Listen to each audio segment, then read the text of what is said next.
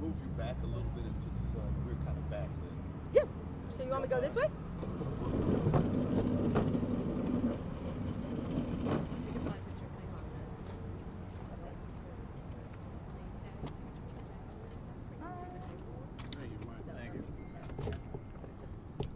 Is that better? Is that a little better?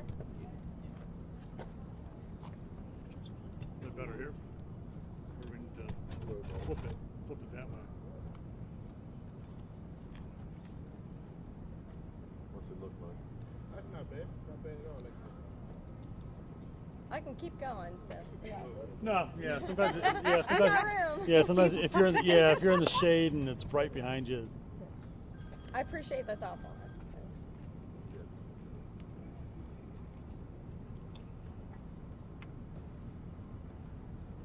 District 6, right? Yeah.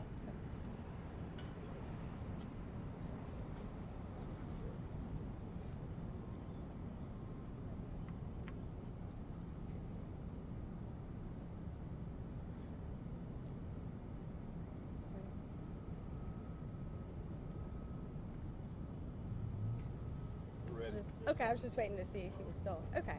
All right, good morning. Thank you for coming here today. Taking time out to come to listen to what needs to be said with respect to the Queen City, the rise in political violence, rhetoric, and empty political theater that does nothing to solve the problems that we face today, not just in Charlotte and in North Carolina, but across this country. I'm State Representative Laura Budd, and beside me is the candidate for District 6 City Council, Kimberly Owens. And today, what we want to point out to you is that over the last several weeks, our country has seen violence ricochet around the nation. From here in the Queen City with the absolutely horrific murder of Irina Zaritska, to the senseless and yet sadly familiar school shooting in Denver, Colorado, to a third shooting on a college campus in Utah with Charlie Kirk. All three of these incidents made national news, but we also know how many more took place that never even made a headline outside of their locality. And yet, what have we heard from the White House? Nothing. Nothing that unites this country, and especially not a plan that addresses the very issues that gave rise to the problems that we are all confronting today. A lack of real resources for our courts and judiciary, a lack of real resources and investment for law enforcement, and a state healthcare infrastructure that is systematically underfunded when it comes to addressing mental illness.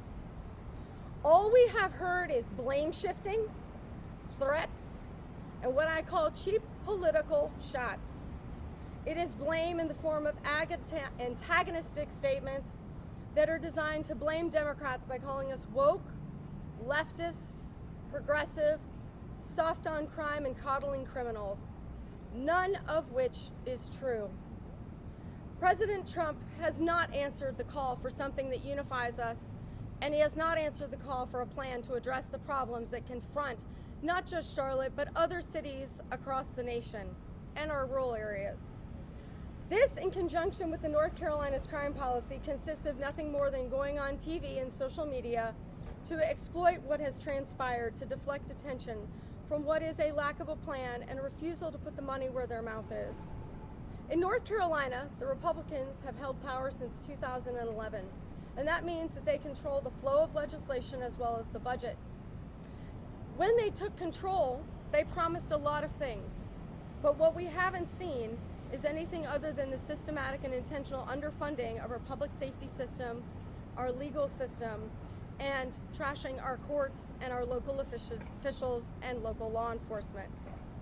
While they're doing this, they're pouring billions into school vouchers, and they want to pass a law that gives 18-year-olds the right to carry a firearm without a permit.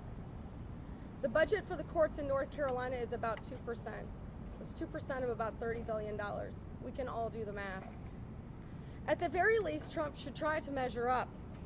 He should try to measure up to President Clinton, who in 1994 proposed a plan to put 100,000 more local law enforcement officers on the streets to combat crime and address problems, and create programs like community initiatives in the communities so they can address the issues on the ground, getting to know their residents. That crime bill actually reduced crime. What we should do is look to bring that successful plan from 1994 forward to 2005 to meet the needs we confront today. How about another 100,000 new police officers locally? Local officers on the streets in our communities. But let's also partner that with what we now know, which is mental health is something we must address. How about another 100,000 co-responders, criminal assistance, and crime being addressed not with threats of punishment in prison, but what we call crisis assistance co-responders to accompany local law enforcement. And let's be clear, when I talk about this and I say, where is Washington on this? I want to bring it back home. Where are the local North Carolina Republican leaders? They're in Raleigh having press conferences, and their latest posture in crime is no different. Time and time again, they have offered nothing but empty gestures and political theater, and this is no different. While real investments in law enforcement and public safety in the courts, as I've said, are coming, not from Republicans, but I will say coming from the Democrats. The pattern of lip service has continued with threats that Charlotte is out of control, that we've lost our way, and that we need them to come and fix it. We do not. What we need to know is that the people who keep our communities safe are right here in Charlotte. They are our local officials, our local law enforcement, our local judges, and our local DAs, and our local mental health advocacy groups. All of them are working tirelessly around the clock. They're not soft on crime. They're not coddling criminals. They may be Democrats, and they are Democrats who give a damn. We understand there is a need for strong courts. There is a need to do the heavy lift, which is to fully fund not just our courts, but our law enforcement. To look at mental illness. What is the source of it? How do we address it at the source so we can create a solution to address it? Democrats have filed bills over the last decade and change. Oftentimes those bills, no matter how good the ideas are, because they come with a D behind them, they are relegated to the dust files, what we call File 13.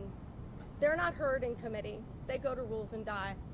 If they are heard in committee, they're never put on the floor to get passed. They just die. In the meantime, the fix for Charlotte, as the GOP leadership in Raleigh has said, is going to be to reinstate the death penalty. It's going to be to examine the city of Charlotte's books. It's going to be to get rid of what they call cashless bail. Well, let's be clear. DeCarlos Brown committed a crime, and a crime that should be punished. But he also, as we now know, suffers from severe mental illness. Had he received and been required to post a bond, the most he could have served, if he'd been unable to post, is 120 days. And he would have been back out on the streets. So this idea of getting rid of cashless bail to fix a problem, it's lip service. It's not really a solution. The difference here, excuse me, sir. Oh, you've got to go stand behind him, sir. Go on.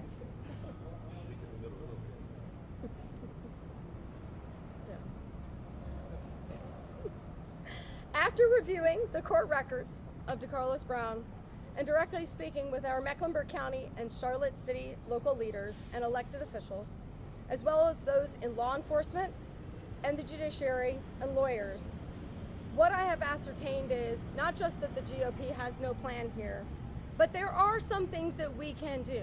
And this is what I will tell you. The plan is moving forward, at least with respect to Representative Budd. Number one, expand judicial discretion for the judges and the magistrates that serve across our state to initiate commitment proceedings at any level of the judicial process.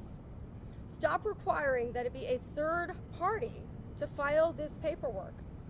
This single change alone would have enabled the magistrate who had DeCarlos Brown in front of her on that fateful day in January this year to, on her own, initiate commitment proceedings when confronted with the obvious mental illness that DeCarlos Brown displayed in front of her.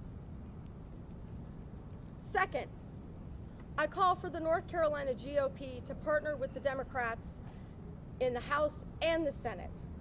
Let's fund no less than 5,000 more local police officers across the state to deploy across our cities and our counties to help protect and serve and create a sense of public safety restoring it where it may have been damaged or lost.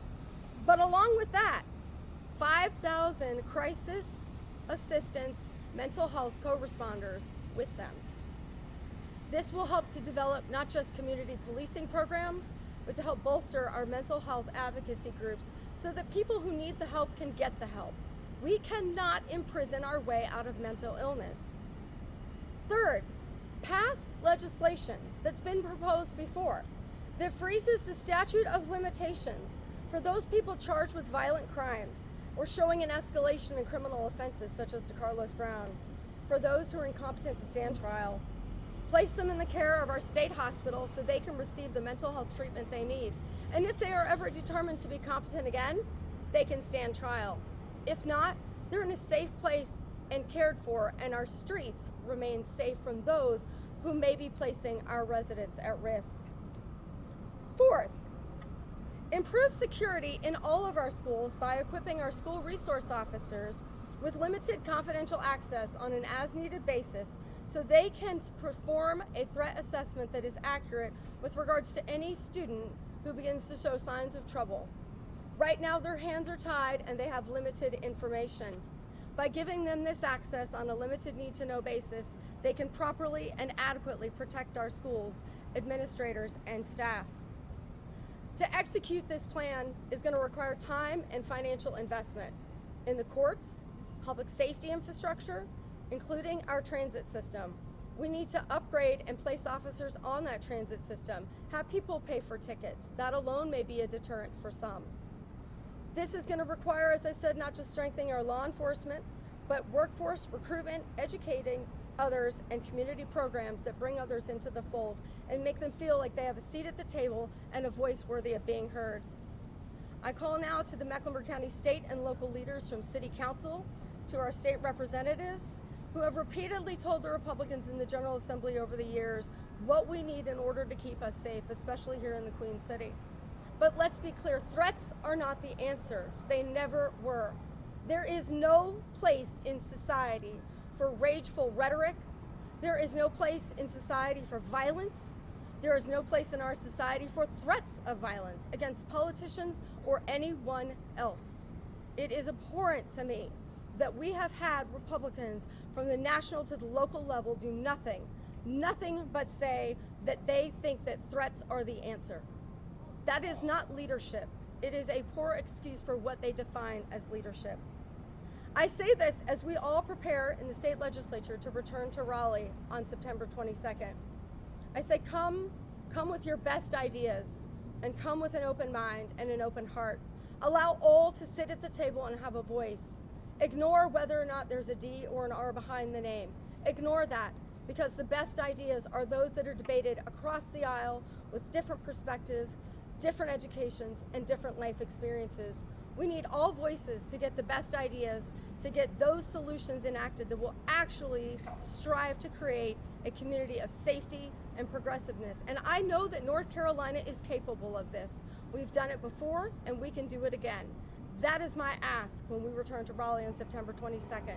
Come prepared to work, but work with everyone, not just those that you feel politically aligned with.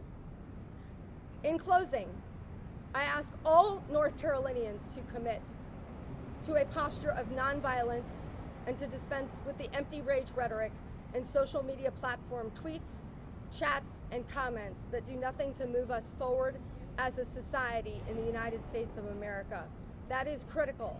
We cannot be appalled by the violence on one side, but then when we get behind the keyboard, stoke those fires, because what happens is there are people who will take advantage of that and believe you at your words behind the keyboard. So stand up, use your voices for nonviolence. Use your voices to make a change for the positive and the greater good. Thank you. So I'm Kimberly Owens. I'm delighted to be here today to share in this space with Representative Budd. I came because I thought it was important that she have support. I think in this time, this can be some lonely work to come out and speak hard truths, and she's done just that today. This is a complex issue. As an attorney, I've practiced law here for 30 years in Charlotte. I appreciate that there are myriad complexities that feed into an overall picture of public safety. There is no easy solution to this, but a number of the things you've heard here today are starts.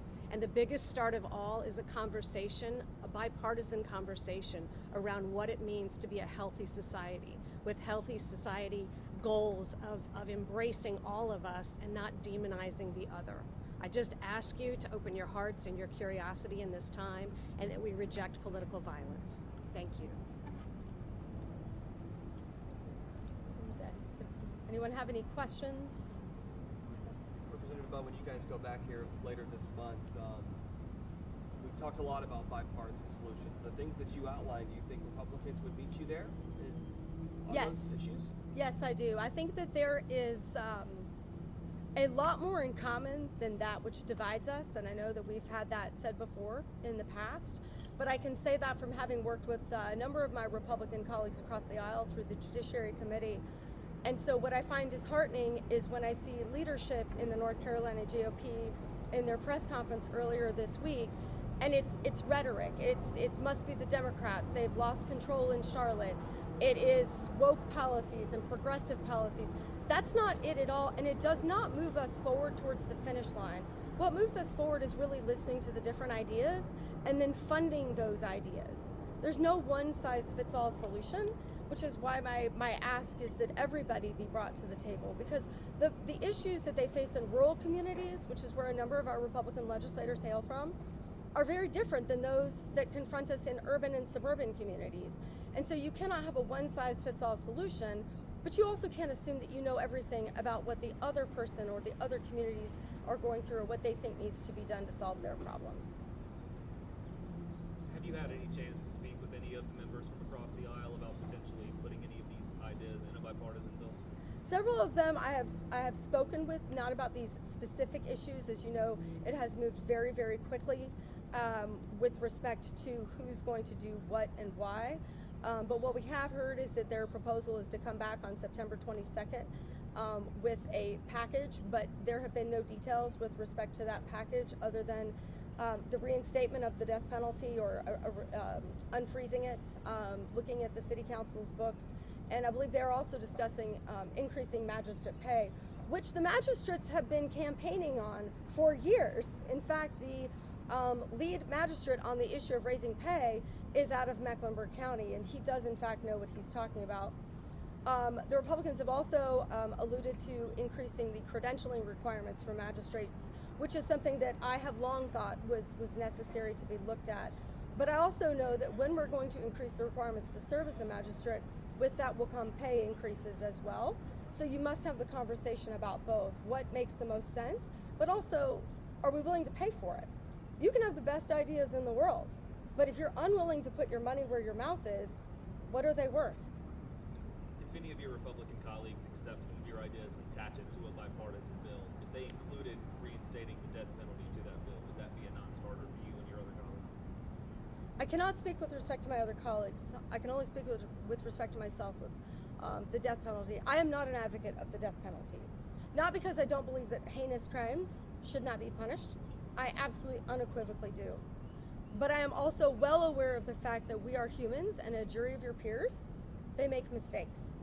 And the death penalty is permanent. And if we make a mistake and we put someone to death who was in fact innocent, we can never take that back. So I am an advocate of life in prison, not the death penalty for those reasons. But it's not soft on crime. It's a reality that humans make mistakes, and that is one that's irreversible.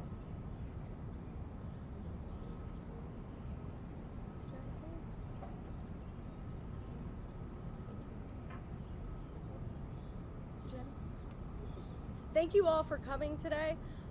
It is my hope that we can be a leader across the state. We have always been a beacon as a purple state of what it means to have a wide variety of differing viewpoints, and it's my hope that we can continue to be a leader and showcase ourselves across the nation about what it means to make change. Thank you.